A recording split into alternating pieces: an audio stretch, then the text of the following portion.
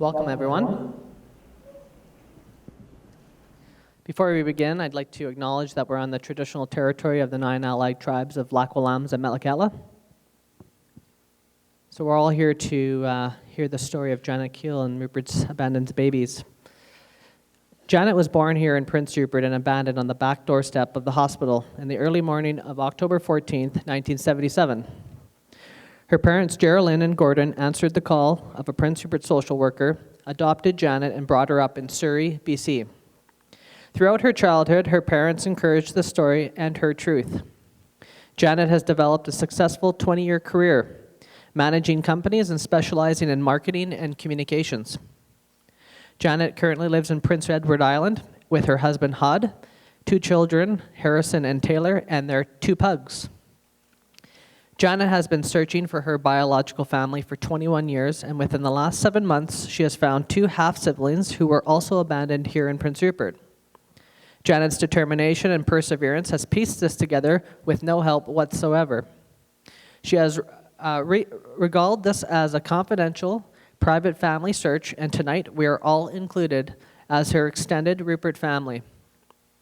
As we all may know by now, there is a major development to be announced this evening. Janet and I spoke 1 week ago, and she was adamant to continue with this evening as she wanted to include you, her supporters, and birth community.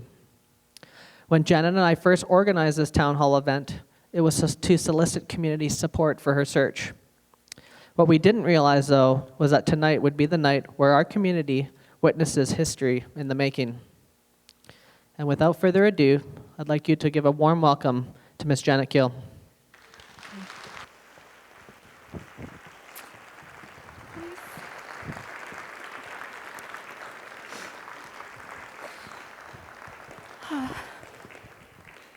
Oh, you're going to make me cry, but that's going to come later, okay? So, my story, well, our story, Kathy and Kevin, it's so unusual. We all know that. Pretty special for such a place like Prince Rupert.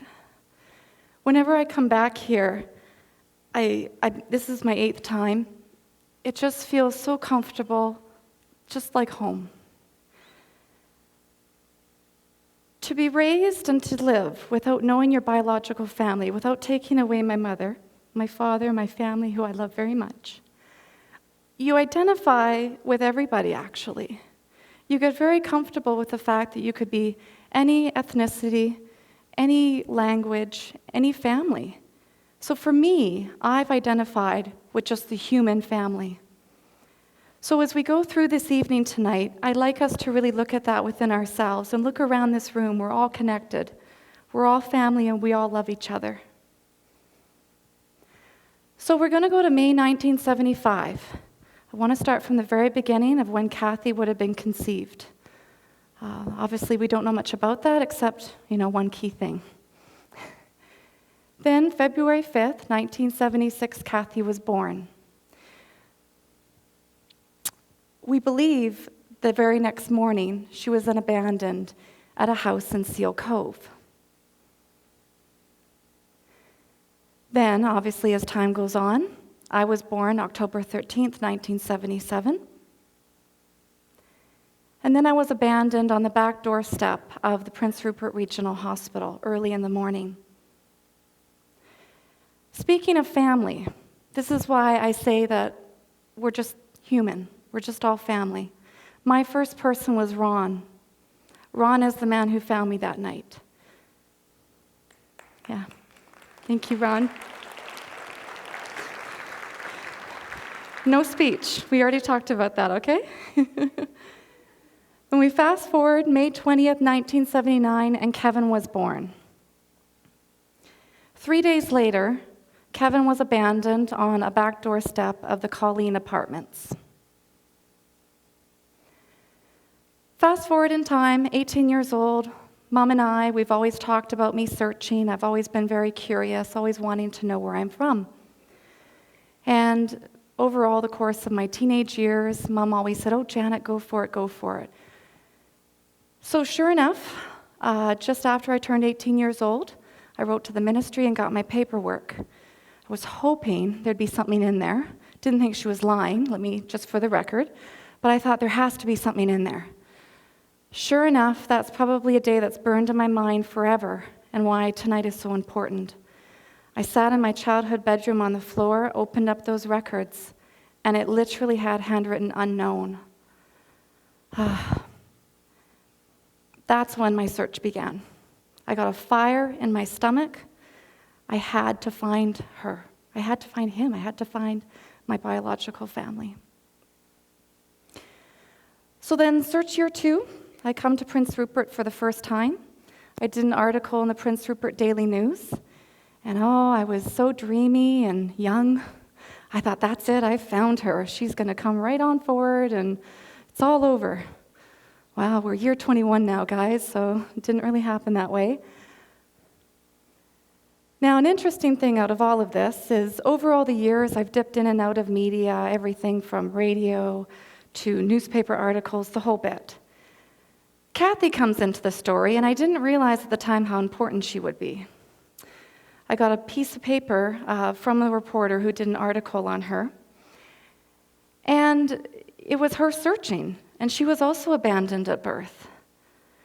I remember looking at it thinking, wow, like, could she be related to me? Well, no, that's just crazy. Like, that couldn't be it at all. But I always hung on to that article. I always felt there was something really important there, but I didn't know why. So then we're going to fast all the way forward to September of 2004. I did a big splashy spread on the front page of the province. Little did I know, there was a family out in the Fraser Valley who saw it, and they all swore that I was related to their son, Kevin. Well, they tried to talk to him and said, hey, contact her. It just seemed too unreal that we were all related. So I was put into the kitchen drawer, and I was pulled out 12 years later. It's a good family joke, guys. We roll with it, trust me. So again, over all the years, I've tried everything. I've done media all through Canada, US, Europe, UK, Africa. You name it, I've done it. And sure, I've received leads, but nothing. I also felt a calling as well to help sort of my extended family, human family. And I went all over the world. I did orphanage work in Tunisia, Romania, Chile, and Nicaragua. So now this is very recent. This is search year 20. I'll back up a little bit before that. A few months before, it's really kind of me sitting back, nicking at the back of my mind going, I've got to do something. I have to get out there again. I've got a bit more time now. So again, with my professional experience, I figured, okay, I can do this. Let's do something really polished and professional. Let's really get the word out there that this is a confidential family search. So then on April 20th of this year, Rupert's Baby campaign was born. So then out of that, I did a lot of media, CBC, the province again, you name it. There's a gentleman by the name of Chris, and he's best friends with Kevin, and he knows about this mysterious sister. So he finally, I think, just had enough of the conversation and said to him, okay, you just have to contact the lady. Come on, let's go. So sure enough, he did, and actually he heard it from CBC, so I always like to credit that. Without Chris hearing that and CBC running the story, I wouldn't have found Kevin. So on May 12th, I received an email from Kevin, and it said, we have a similar story. And already I'm thinking, I feel something here, and I remember calling Mom, and we thought, that's just too crazy, it couldn't be. Well, sure enough, we talked, and pretty soon after we said, okay, let's do some DNA testing. And on June 2nd, it was confirmed with 97.3% that he's my half-brother. I was in my kitchen at the time. My husband was cooking dinner, and he's like, wait. I'm like, I can't wait. I've had 20 years of waiting. And we were on the phone together, and I just said it. I read the results. And actually, I don't think I quite read them. I think I sobbed them. Because to me, he was my first biological family. So the very next day, I think would have been very interesting for Kevin, because I called him up and said, wow, if you and I are related, what about this Kathy woman? And he's going, Kathy? What are you talking about, Kathy? I said, well, yeah, I guess I didn't quite tell you. there's another woman. I mean, you got to kind of, temper it as you're entering into these things. So I went on to explain to him that there could be another woman. If we're related, why not 3? So I think he thought I was a little bit nuts, and maybe I did too, but I figured I have to see it through. So on June 6th, I did a plea for Kathy in the province newspaper, and it was also an update for Kevin and I. So I felt it was a perfect opportunity to put that out there. However, I didn't use her name because I've always felt very worried about outing somebody else's story. However, the very next day, someone obviously very close to her left me an anonymous call and said, I know exactly who you're looking for. Her name is, and she's at this address, and she's here. So now that was funny too, because then all of a sudden I'm from PEI and I'm calling her and she didn't answer the call. So guys, just so you know, if you get a phone call, just answer the call. So she didn't answer the call, and I kind of felt in my heart why. I thought, okay, it's the whole caller ID thing, all that. So then I'm like, okay, Janet, you got to write the best email of your life. Don't come on too strong, but don't be too flaky, And so I think I looked at that email for at least 45 minutes, and then finally I said, I just have to send it. So sure enough, I sent it, and in 5 minutes she called me. And she's thinking, who are you again? And what do you know? And how do you know this? It was really quite remarkable. Well, at the end of that conversation, she said, yes, let's DNA test. So again, July 5th, Kevin's on the phone, I'm on the phone, Kathy's on the phone, and I read the results. 99.96% half-sibling. So obviously, all 3 of us have to meet and get together. On July 17th, 2016, we all got together at Kevin's family's house, and the 3 of us were in the same room ever. It was an absolutely amazing experience. Not just because of the biological family part, but we're not stupid. We know piecing this together is quite extraordinary. That gift somehow of us coming together was just so remarkable. Now, part of the reason why I felt that, and I also want to point this out too before I go any further, is sort of why we actually felt that, or why I felt we could be related. So there were key traits to our abandonments. We were all left in the very early morning hours, so clearly it would have been, for our biological mother or whoever assisted us to not have been seen. We were all healthy. Now, that isn't always the case for children like us. We probably did not have prenatal care, the whole bit. We were left to be found, and that's the biggest piece. I've been researching abandonment for 11 years, and we really had the best case scenario. Not only that, but many people who have talked to us all say the same thing: a presence was felt. So for example, for Kathy, there was a person knocking on the door at Karen's house where she was left. She didn't want to just leave her in cold February morning. She wanted to make sure that she could get inside and warm and be cared for. And then for mine, I've got some word from, I suppose, when it went to court for my adoption order, that the nurse had presented that she felt that somebody was watching from the bushes, sort of in the back parking lot of the hospital. So all of those 4 pieces together really made us believe that this could be possible, and it was. The other thing that I like to point out too, which makes it even more remarkable, is we're the only second known case of multiple abandonments, well really 3 plus, in the world. The other case is in California. So of course, we've got 3 of us. Yeah, we sure do. Nobody really can quite believe it, but we do, and I keep looking at that paper every day going, okay, yes, it's really legitimate. Okay, yes, they did the tests right. So this is another piece I want to talk about too. It's not just this wonderful person, Rob. It's the human family. I've been going out to this city for 21 years saying, who can help me? Let's do this. What can we do together? So sure enough, very early on into this new campaign in April, I had this wonderful gentleman come forward to me and say, hey, I've got a little bit of time, just let me know if you need some legs on here. You're from far away.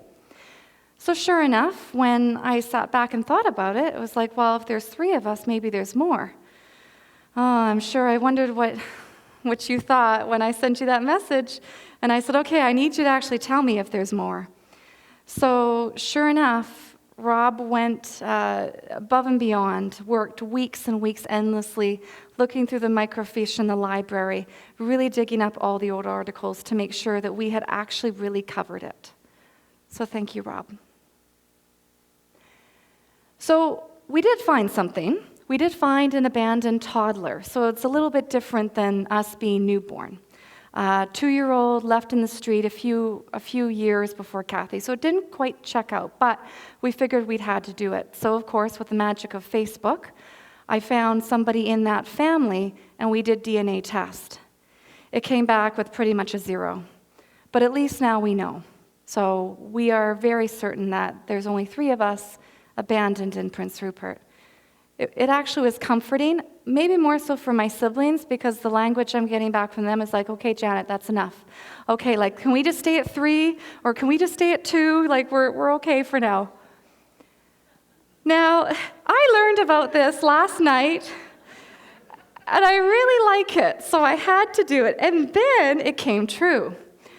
So, the mayor and I did a selfie to promote the event, and he's been obviously so supportive to my mission. And I've been getting a lot of messages from the community saying, I know your big announcement. You and the mayor are related. And then, of course, we have a good chuckle and go, oh, yeah, your mother didn't tell you, did she? Well, I'm going to just squash it right now. There's no relation whatsoever. Maybe if you want to put your DNA on Ancestry or Family Tree or 23andMe, then we can talk, but no, that's not what we're here about. So this is where it all starts. This is the good stuff. This is why we're sitting here tonight. So Kathy and I were matched to a first cousin on the maternal side on 23andMe, and this was actually a few months ago, and I haven't said too much. Unfortunately, she had her contact information restricted by the North American kit and the changes that happened last year, so we couldn't actually even message her. So we got a little bit creative, and so we got an international kit that didn't have the same laws, so we can email her. Hey, I can't wait on that, but it did take a few months, so that drove me a little bit crazy, I'll be honest. And then also at the same time, Kathy was linked to her biological father and the family through Ancestry. So the month of November has been very exciting for all of us. Her biological father's name is Barry. He's very excited for this. Obviously, as you can imagine, he has a sadness to say, wow, if only I had known. And that's the reality, is the men don't know. The men are not told. In fact, actually, maybe somewhere in this room, your best friend did this. You would actually never know. So then, November, a very exciting month, as my family and my mother can attest. 1:32 p.m., we were ready to email, and I sent the email to Amy, and that's her real name. She's approved for me to say her name. First cousin, very highly rated on Kathy and I. We knew we had hit the jackpot. About 2 days later, 7:10 p.m., I'm on the phone with her, and I just giggling from ear to ear. I couldn't believe it. I just knew that something big was about to happen. But then, unfortunately, she tells me, well, wait a minute. I actually don't know where my biological mother is, because I was adopted too. Well, of course, it can never be just that easy after 21 years. So basically, I was on a mission now to find Amy's biological mom and our biological mom. Why not, right? So, to be really honest with you, I was on the phone so much, I actually broke my phones at home. I have to buy new phones, yeah. Truly, it was 10 days of solid phone, Facebook sleuthing. I'm so happy Mark Zuckerberg was born. Record searching, guys, right, building the family tree, really just going through every little piece of information. And building the family tree was key. As I talked to every person, it was like, okay, there's one more. Okay, now there's an aunt. Okay. Oh, there's another aunt. Okay. So I'm kind of just going through it. So then it brought me to a name, time and time and time again. We're going to call her Sarah. Like I said, I take confidentiality incredibly important. and we do not want to reveal this person's name. So she's Sarah. And Sarah, at the time, mid-November, kept thinking, wow, she's probably our biological mother. Again, I stayed calm and cool and just said, Janet, just keep going, keep talking on the phone, keep searching. So on November 18th, at 12:04 p.m., I think I was sitting in my living room by the window where I kind of normally work. It's a nice space. And I learned where Sarah was. Then actually that same night, I think, 8 hours later, I told Amy I found her biological mom, and she was actually doing well. They were worried that maybe she wouldn't be with us anymore. So it was a really big day for me. And of course, I'm posting on social media wanting to tell you guys everything too. So November 20th comes around, and on that day, I found out that we might then, if Sarah is our biological mother, then we actually have another half-brother. Well, I guess November 22nd comes around, and I call my mom.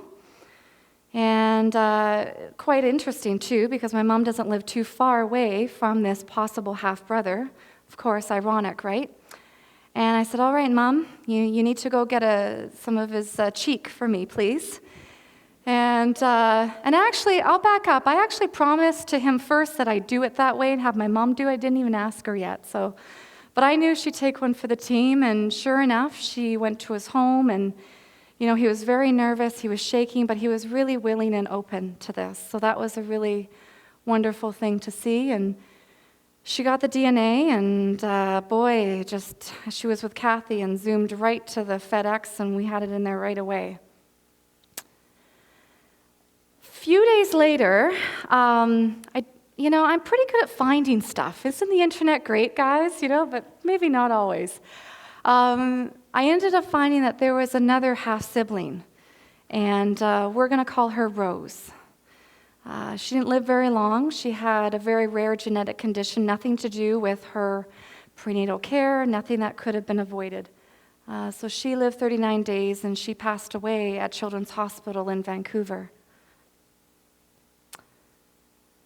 So, well, guys, I'm going to be really honest with you. This is really fresh, so this is where I might start to lose it. But again, super important for me to have this moment here. So a week ago, we got the results. This is really a week ago. Actually, we paid for expedited shipping, and we wanted it to be faster, but it didn't happen. So around 11:30 in the morning, I'm at my childhood home. My mom and dad are home, and the email comes in, and I can't even tell you what that feels like when you see a report like that. Your results are in. Oh, I think Kathy called me right away. Janet, we're trying to figure out, well, where's Kevin? What is he doing? And getting everybody on the phone. And we've always had a tradition. I've always felt the importance for all of us to share in the news together. It's really that piece of we're all in it together. It's not about me dictating or telling anybody anything. We're all going to hear it. And if our relationship is true, at that moment, we start our relationship. So as you can imagine, oh my goodness, I was shaking.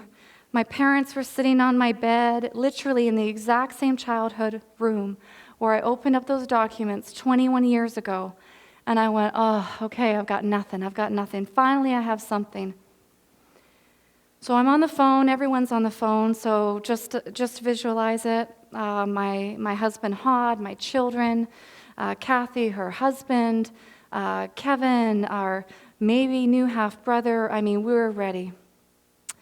So I said to everybody, can I land the plane? Didn't know how else to say it. So Sarah,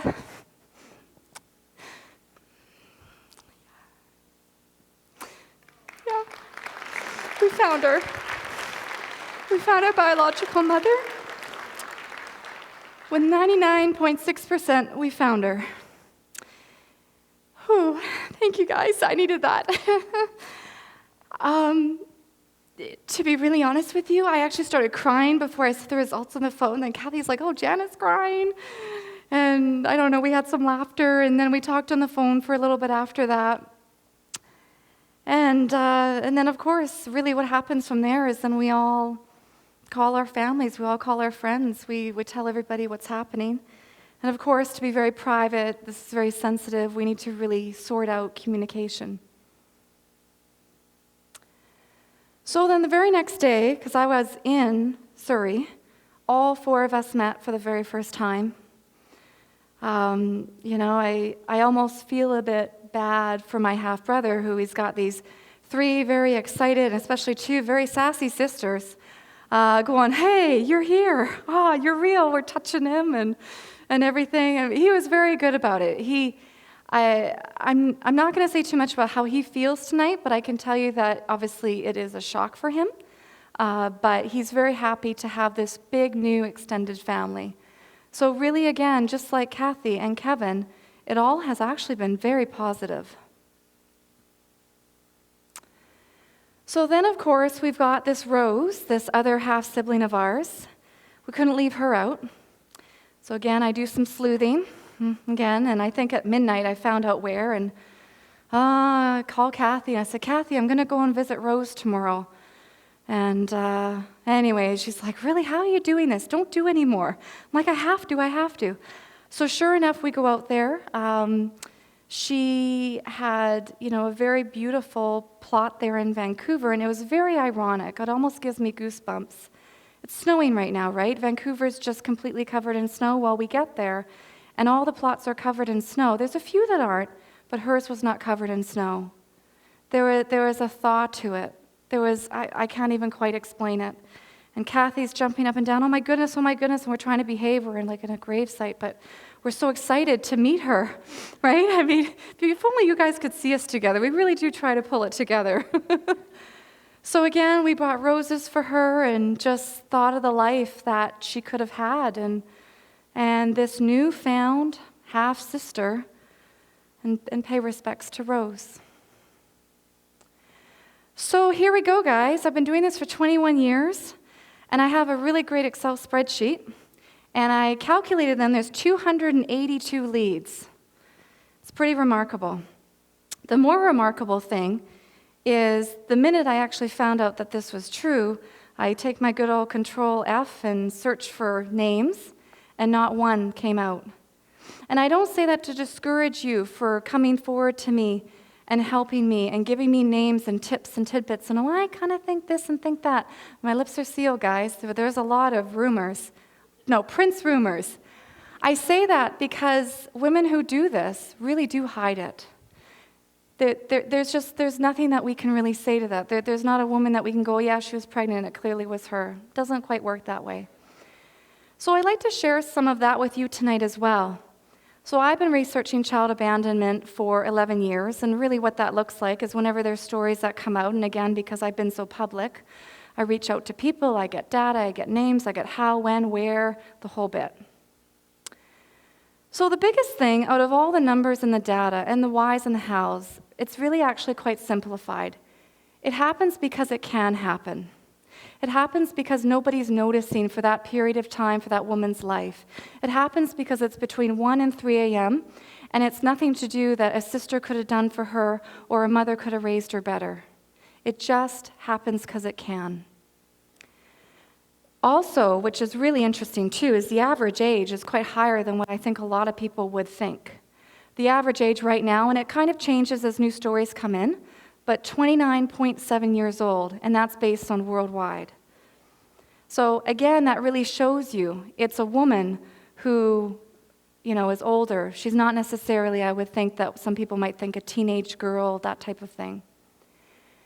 Now, the other case in California, that's interesting too, because there's 3 of them abandoned over 5 years.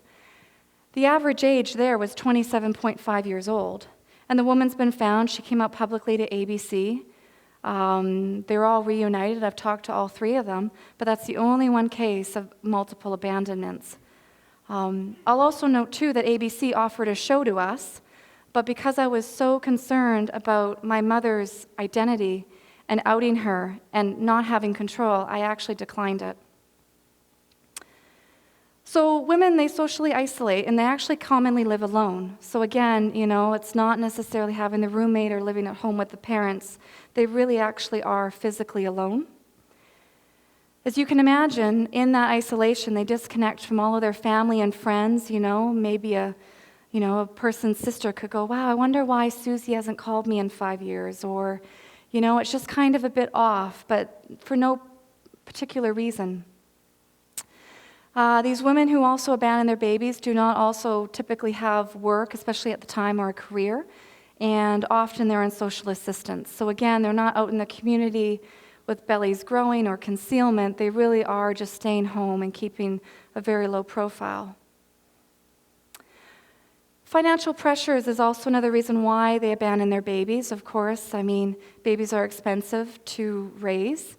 And women feel the pressure of not feeling prepared. And again, perhaps there's guilt and perhaps they are unwed. And so that's also another big issue is for finances. Now, this is lessening without a doubt, but in a lot of parts of the world, the accessibility to birth control and family planning can actually be quite difficult. So again, that's really tough. So, the biological father's having a good time, but then she's stuck with the baby. Mental health is also a big issue. Not necessarily as much as you'd think, though, which is really quite interesting, or maybe it's underreported, I'm not quite sure. But that definitely is an issue. Another thing that's also very interesting, too, and I really want to mention this because many times, well, obviously every time a child is abandoned, the RCMP come in, or police, or whoever it is in whatever country, they think, oh, wow, let's check doctor records. That's actually the biggest waste of time and money. Women who do this, they hide it from the very beginning to the end. They do not receive prenatal care at all. In fact, I haven't even heard of one story that has. Now, 10% of cases, women are drug addicted, so obviously the babies are drug addicted too. But again, I thought that was really important to note because then that would mean 90% aren't, right? Again, just really showing and profiling that these women are really just lost and alone, feeling very trapped.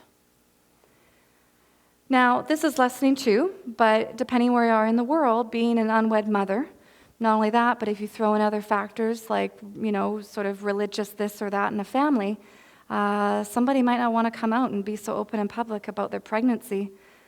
Before they know it, they're 7-8 months pregnant, and then there they have it.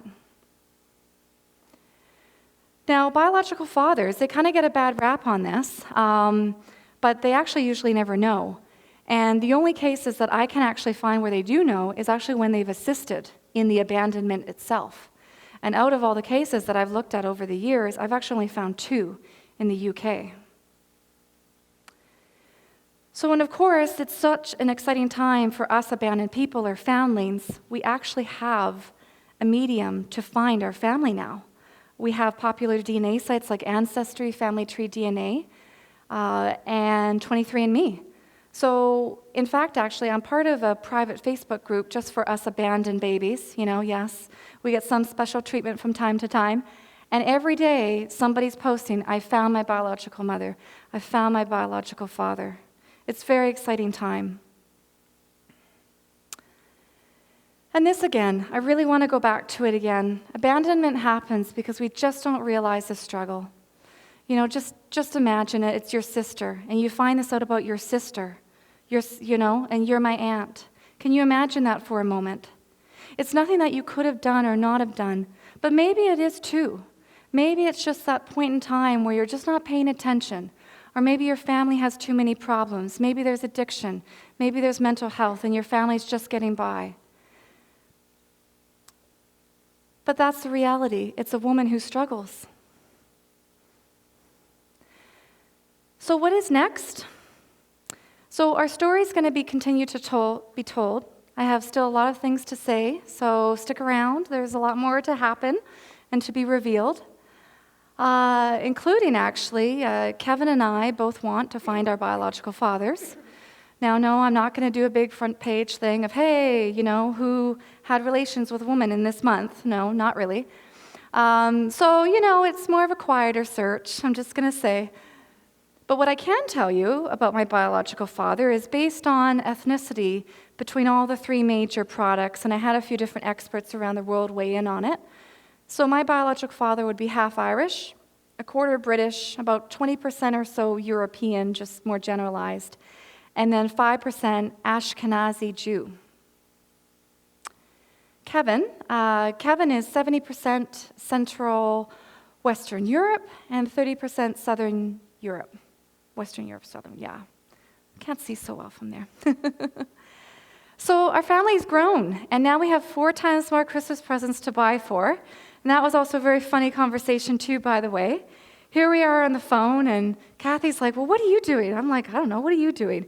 So we're kind of going a bit easy and doing family care packages. It's I can't even tell you the amount of nephews and nieces and everybody we've inherited. We've actually just stopped counting. I think Kathy is, though. Another piece that's really important for me, and this is a piece that I'm going to just, I've done a video on this, so I'll keep it low. I don't want to get too upset, but the way the criminal code reads for abandonment is basically, it's very open-ended. The last time it was revised was in the 80s, and I know abandonment doesn't happen much in Canada, but what is happening now is we actually have a chance more than ever to reunite with our biological families, except that we have this big bad thing on the back of, wow, our mother is a criminal. Now, I don't like that, but that's the law. So what I am looking at doing, I had some meetings in Vancouver before I came here, I want to enact a statute of limitations. So then when people like us, me, the victim, however you want to call it, we actually can reunite in no fear. Another piece that's really important to me too is currently in the Ministry for Children and Family Development, they don't have a special process for abandoned babies. And that's really key for us as well.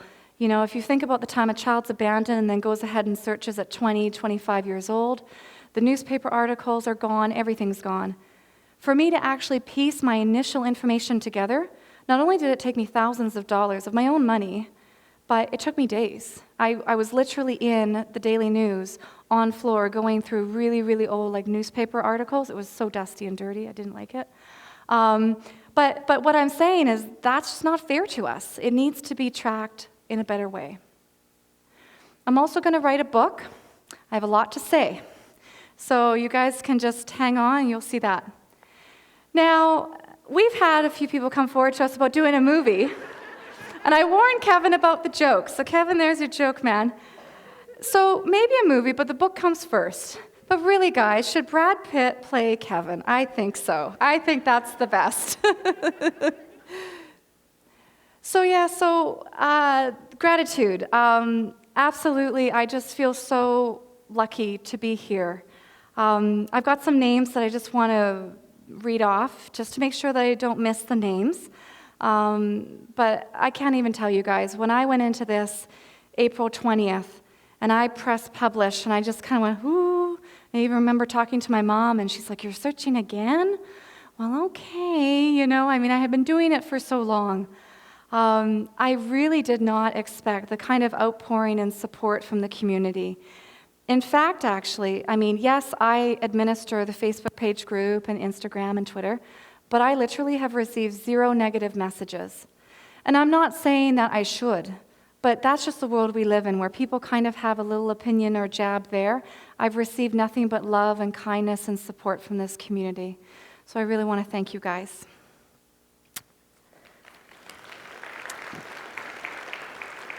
So I'll try and make this quick, but these are all the important people who have been beside me for 21 years in this search. Ronna Mabel, Brenda Cadman, Anita Alberto, Karen Taylor, Peggy Davenport, Elisa Davey, Sherrod Kare, Mara Cote, Linda Reimer, Chris, Julia Nunes, the anonymous caller, that was very good, thank you.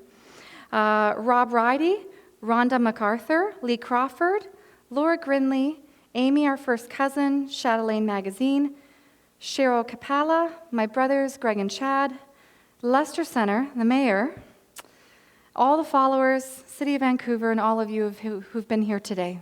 Thank you, everybody.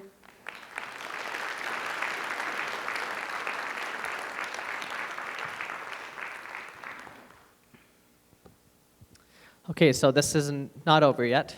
No, There's not a- over. There's a final piece to this, but before we do that, just a couple things. First, tonight there was going to be a live Q&A, but as this is fresh and very emotional, obviously, for Janet, I think we're going to forego the Q&A. However, you'll be able to meet with her out in the lobby after the event. And tomorrow as well at the OV, the Ocean View, she'll be there at 3 o'clock for anyone who wants to just drop in and say hello and just chat with her one-on-one over a coffee type of thing. So we won't do the live Q&A tonight. However, there is a little special presentation here before we move on. So when babies are abandoned, social workers step in. The ministry is in charge, and there is confusion by law enforcement and judges. However, that can't last for long, as these children need permanent homes and a loving refuge. Not to mention, abandonment in Canada is very rare. It is estimated that only one child per year is left, certainly something our society is not accustomed to. As you know, an event like this has rocked our community several times over and has touched all who have cared for our abandoned Rupert's babies. When such things happen in life, it takes a very special people like Janet's parents. They were all too eager to step in and help one of our citizens. Janet's mother, Geraldine, and her father, Gordon, answered that call. The ministry was clear when they said, "We know nothing about this child. Can you take her?" Janet's parents did not waver in their decision. They flew to Rupert the very next day to claim her as their own. Geraldine is with us tonight, and I wish to thank her on behalf of the City of Prince Rupert and let her know that our door is always open to her. She is always welcome in our community. Without the caring, compassion, and kindness of people like Geraldine and Gordon, our world is worse off, and children like Janet, Kathy, and Kevin have no second chance. At this point, I'd like to call Geraldine to the stage to present her with an honorary Rupert resident plaque on behalf of the city.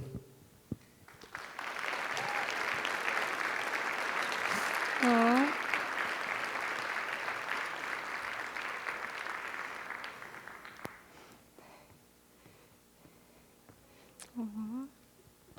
And some flowers as well. She didn't know this was going to happen.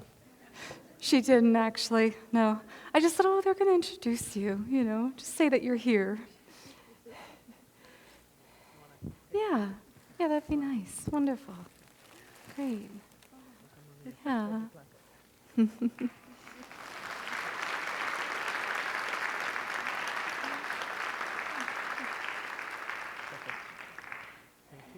Here, Yeah. I'll give you your flowers. Actually thankful for Prince Rupert. I got Janet. My husband would be thankful too, and everybody. Yeah. Round of applause. Aw. And just before Janet finishes, just one last surprise that Janet doesn't know either. I just, Oh, no, that's not last good. thank you I don't is know to about that. Janet herself for coming here. It's obviously not easy to come from Prince Edward Island all the way to Prince Rupert to come and do these things. One thing people don't realize is that they've bore the costs of this entire search themselves in the cost of thousands of dollars worth of DNA testing, and this has all been on their own, and the flights are on their own, so this has been nothing but a homegrown search for them. So I just want to thank Janet and all the hard work you've done and the inspiration you've brought to this entire community and all the people that are here to support you on your search. And I have just a small gift for you as well, Aw, and thank then you. I'll let you finish your Oh, presentation. thank you.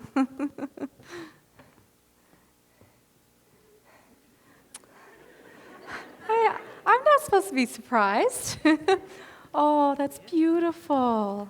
Oh, thank you so much. Thank you. Thank you for your support. I will take the flowers down. Yes, thank you. Thank you. I look like a pageant queen. Yes.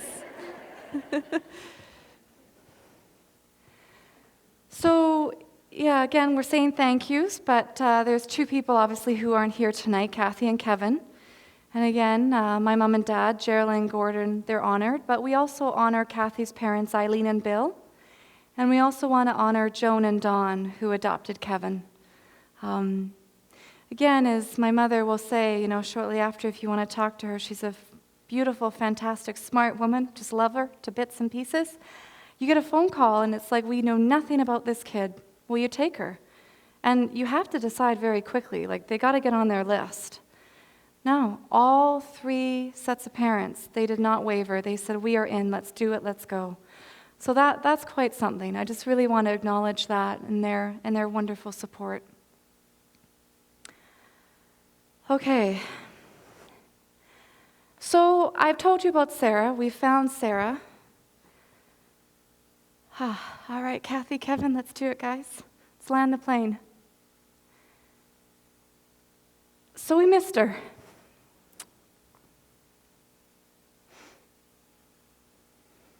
She passed away 3 months ago. Yeah.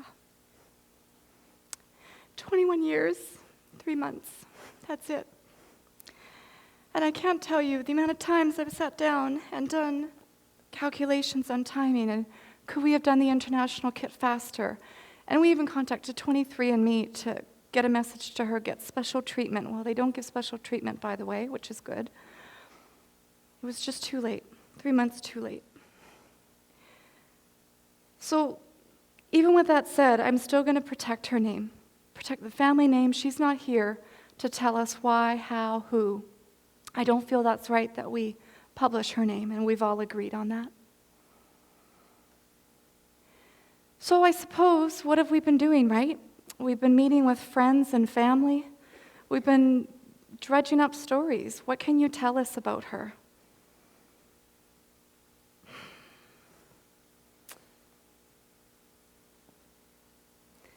Whew.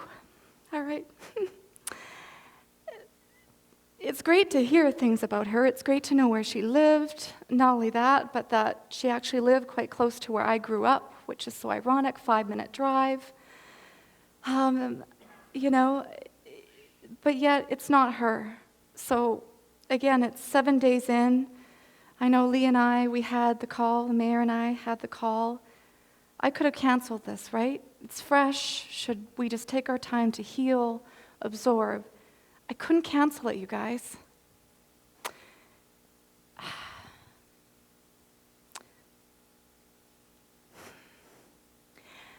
I couldn't cancel it. We're doing it. We're here. We're in it together, right? We're a human family, okay? So I had to share this with you. I had to do it in person. Yeah. Thank you.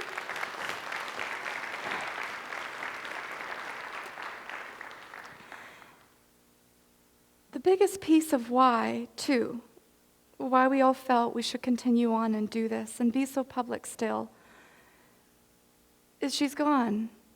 She's gone for all of us. We never had the chance to honor her.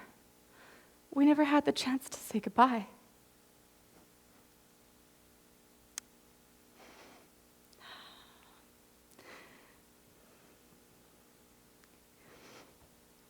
And I couldn't think of a better place to do it here with you. So we're here, and we're talking about her, and I will tell you some things about her.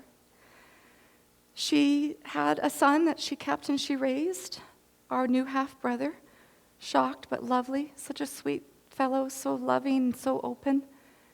She was a loving mother, great cook, fantastic friend. Music is really important to me. You know, today, this morning, I had spa music going on. I'm like, zen, you know. Coming in the car, I had Imagine Dragons, I'm on top of the world. I'm like, let's do this, right? And so, again, that was so important for me to ask, what was her favorite song? What did she love listening to? What made her just get up and dance and move and enjoy life? Because that's what I hoped that she would have had after all of us. And in some ways, I realized she didn't come forward. Maybe she knew about us, maybe she didn't. But we represented a part of her life that had such struggle. Her childhood was very challenging. Home life was tough. It was just tough. It was a hard life. We don't take it personal. So when I heard this song from her son, and he had told me, and here we are 7 days in, I'm going, okay, what do I do with this song? It just seems so ironic. just seems so happy. I mean, I've partied at it. I'm sure many of you in this room would too. But then I kept coming back to, we're celebrating her, so let's celebrate her. And let's talk about why women abandon their babies. They're not bad people. She wasn't a bad person.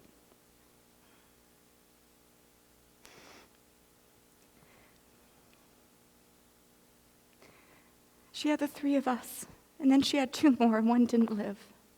But she did something good, right? We're all left in safe places. We're all successful. We're all so well adjusted and happy. And we have our families. So the song by ABBA was her favorite song, Dancing Queen. Young and sweet, only 17, Dancing Queen. And that's really what it's all about, right there. So I'd like to send this song off to her in her honor. Thank you, Mom. Thank you, Prince Rupert. Thank you.